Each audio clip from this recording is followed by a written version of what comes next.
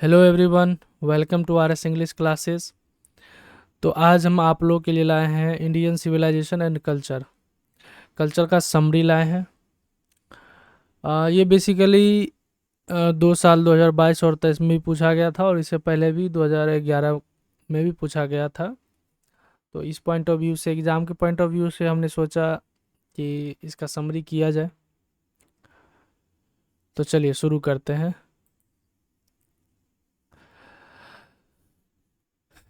Indian civilization and culture.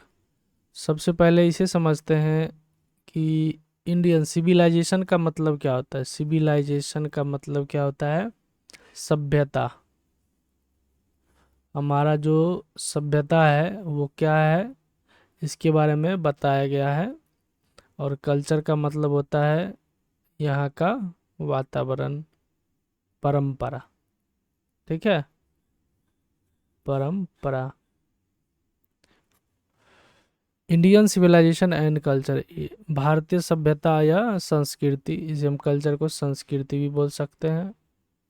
ठीक है, भारतीय सभ्यता एवं संस्कृति, जो Mahatma Gandhi, father of nation भी कहा जाता है। इन्हें क्या कहा जाता है? फादर ऑफ नेशन भी कहते हैं, फादर ऑफ नेशन भी कहते हैं इनको, महात्मा गांधी जी को। इनका जन्म जो है वो 2 अक्टूबर 1883 ईस्वी में हुआ है। पोरबंदर, गुजरात में इनका जन्म हुआ था। कहाँ हुआ था? गुजरात में जन्म हुआ था, पोरबंदर में।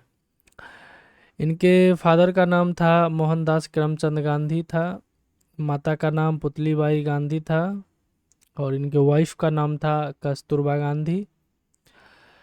आ, इनका जो मृत्यु हुआ था, इन्हें जो एक फेनेटिक पर्सन नाथूराम गोडसे ने सन 30 जनवरी 1948, आज़ादी के कुछ ही दिनों बाद, बिरला हाउस, न्यू दिल्ली में इनकी हत्या कर दी गई थी, पिस्तौल से। ठीक है, बंदूक से हत्या कर दी गई महात्मा गांधी जी को। तो इतना तक समझ आया कि महात्मा गांधी की हत्या किसने की? तो नाथूराम गोडसे ने की। महात्मा गांधी का जन्म कहाँ हुआ? तो पोरबंदर में हुआ। महात्मा गांधी के माता का नाम क्या था? इसमें बहुत ज़्यादा कन्फ्यूजन रहता है, माता का नाम और वाइफ के नाम। तो महात्मा गांधी जी के माता का नाम था पुतली बाई। ठीक है, और उनके वाइफ का नाम था कस्तूरबा गांधी। तो आप ऐसे याद रख सकते हैं, एम पहला लेटर है और पी पुतली बाई, तो एम पी। एम पी से याद रखिएगा, एम पी से हो जाता है मदर नेम। महात्मा गांधी जी की पत्नी का नाम क्या था? वाई मदर का नाम क्या था? पुतली बाई। पत्नी का नाम क्या था? कस्तूरबा गांधी। यहाँ तक समझ आया। किसने मारा? तो नाथूराम गोडसे ने मारा। कहाँ मारा? तो बिरला हाउस में मारा, जो कि बिरला हाउस न्यू दिल्ली में। चलिए, ये एक ऐसे है। ठीक है, ये एक ऐसे है, लेख है, written by Mahatma Gandhi. In this essay, इस ऐसे में जो इंडियन सिविलाइजेशन एंड कल्चर है, जो महात्मा गांधी जी के द्वारा लिखा गया है, उसमें महात्मा गांधी डिस्क्राइब करते हैं क्या? The importance of Indian civilization, भारतीय सभ्यता के इम्पोर्टेंस का, इनके महत्व का, ये इसमें व्याख्या करते हैं, डिस्क्राइब करते हैं। He praise our ancient civilization. Praise का मतलब यहाँ हो गया प्रशंसा करना। ये जो है प्रशंसा करते हैं हमारे प्राचीन जो सिविलाइजेशन था, सभ्यता था उसका। एंड से, और कहते हैं दैट नो अदर, कोई और सिविलाइजेशन ऑफ द वर्ल्ड, दुनिया का, can be compare with our civilization. Can be, कर सकता है हमारे अपने भारतीय सभ्यता से, कोई भी दुनिया का कोई भी सिविलाइजेशन है वो कंपैरिजन कर सकता है। अब आगे पढ़ते हैं।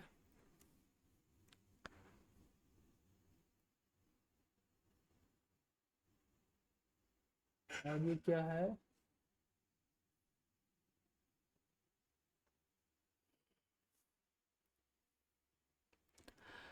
कर सकता है, हाँ। आगे है, according to Mahatma Gandhi ji, according to Mahatma Gandhi ji, Mahatma Gandhi के जी के अनुसार कि civilization is the way of conduct, civilization जो है एक तरीका है कंडक्ट का, व्यवहार का। इट गाइडेड अस, ये हमें गाइड करता है टू डू आवर ड्यूटी, कि हमारा कर्तव्य क्या है। ड्यूटी का यहाँ मतलब हो गया कर्तव्य। एंड इट ऑल्सो टीचेज, और हमें ये सिखाता है, समझाता है the lesson of morality, morality का पाठ का, मोरालिटी के पाठ का। इट रेफर्स, ये टू गुड कंडक्ट, ये अच्छी आदतों को रेफर करता है। स्ट्रेसेस आवर मोरल कैरेक्टर, हमारे मोरल जो कैरेक्टर है उसे स्ट्रेस करता है। Our civilization is the most ancient, हमारा जो सिविलाइजेशन है वो मोस्ट एंशियंट, सबसे प्राचीन है। And the strongest of all the civilization, और स्ट्रोंगेस्ट का यहाँ एक सुपरलेटिव डिग्री है। देखिए यहाँ से सुपरलेटिव डिग्री जब भी हो तो द के बाद ही एडजेक्टिव लगता है, ठीक है। इससे पहले एडजेक्टिव आता है, सुपरलेटिव डिग्री से पहले एडजेक्टिव आता है। तो यही बोला गया है कि and the strongest of all the civilizations, सबसे मजबूत हमारा जो सिविलाइजेशन है वो है सबसे मजबूत ऑफ द वर्ल्ड, दुनिया का। Many civilization in the world, अनेक कई सिविलाइजेशन हम इस दुनिया में हैं। बॉर्न, आए, एंड वेस्टेड, और गए, आए और गए, बॉर्न एंड वेस्टेड मैंने जन्म लिए और वेस्ट हो गए। इसका मतलब हो गया बहुत सभ्यता बने, जैसे मिस्र की सभ्यता भी है, लेकिन हमारी जो भारतीय सभ्यता है वो अभी भी सबसे स्ट्रोंगेस्ट है, अभी भी, और अच्छे तरीके से चल रहा है। दे change they by the change of time, मैंने उन्होंने समय समय के अनुसार अपने आप को बदला। But our civilization has remained unchanged, लेकिन हमारा जो सिविलाइजेशन है वो अभी भी बरकरार है, कोई चेंज नहीं किया गया, मीन्स बरकरार है।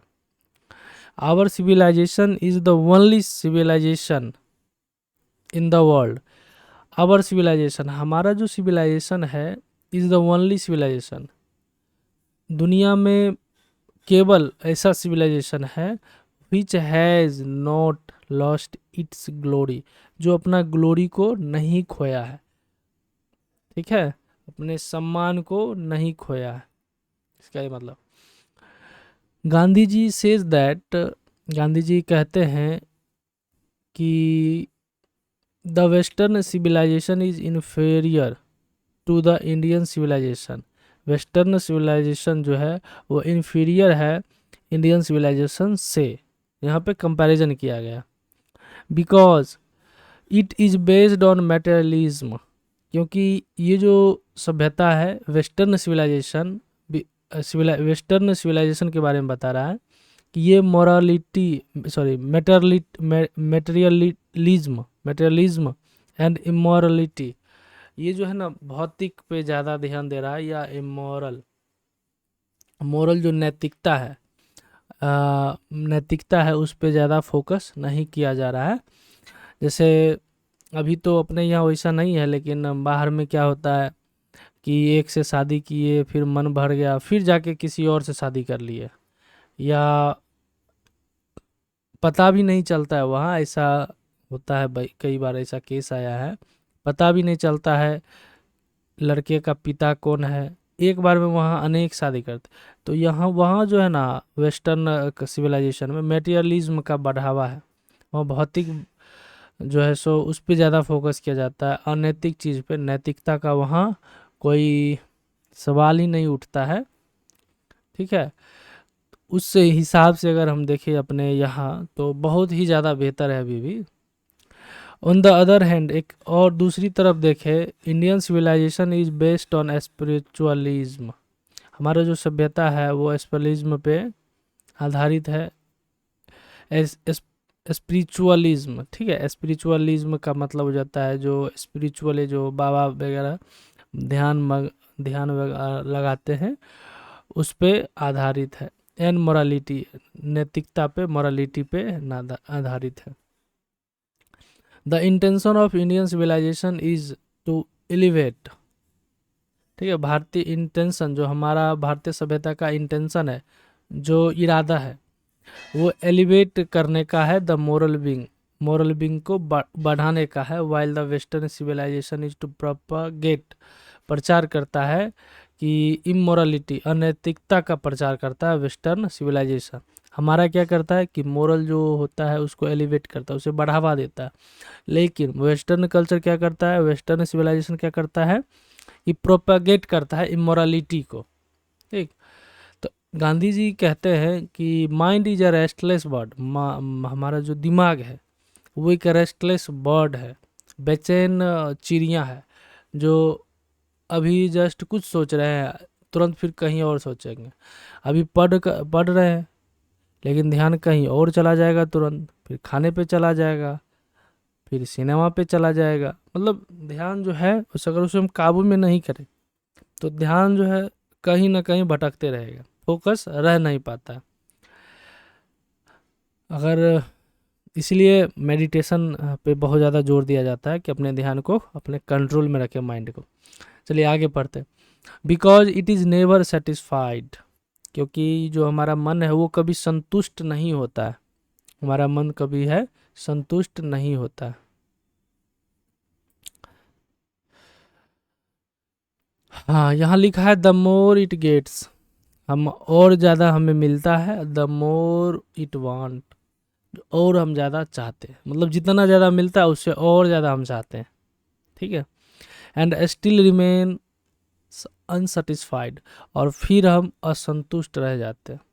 टू बी हैप्पी, आप खुश रहने के लिए, या टू बी अनहैप्पी, ना खुश रहने के लिए, उदास रहने के लिए, डिपेंड्स ऑन आवर माइंड, सिर्फ और सिर्फ हमारे दिमाग पे निर्भर करता है। गांधी जी, इस बात से पता चलता है कि गांधी जी बहुत ही ज़्यादा स्पिरिचुअल व्यक्ति थे, आध्यात्मिक व्यक्ति थे। ठीक है, वी हैव इनलेस डिज़ायर्स, हमारे पास जो डिज़ायर्स है, हमारी जो इच्छा है वो इनलेस है, जिसका कोई इंड ही नहीं है, ख़त्म होने वाला ही नहीं है।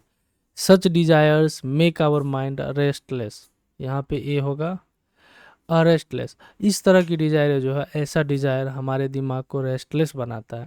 If you want to become happy, Gandhi ji कहते हैं अगर आप खुश रहना चाहते हैं, we should keep away from wealth and luxuries, तो आप जो है वी शुड कीप अवे, आप दूर रहें from wealth and luxury, luxury और आराम की चीज़ों से। तो आराम और लग्जरी चीज़ों से या धन से अगर आप दूर रहते हैं तो आप खुश रह पाएंगे। अदरवाइज क्या लिख, अदरवाइज आप डिजायर करते रह जाएंगे, और डिजायर जो हमारा है इंडलेस है, और इसी तरह की डिजायर के वजह से हमारा माइंड रेस्टलेस है। हाँ, आगे है because they do not make us happy. ये जो चीज़ें हैं, वेल्थ और लग्जरीज, ये जो है हमें खुश नहीं बनाती है, हमें खुश नहीं रखती है।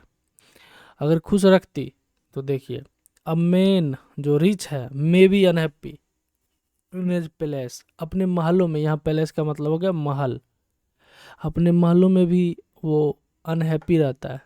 ठीक है, खुश नहीं रहता है।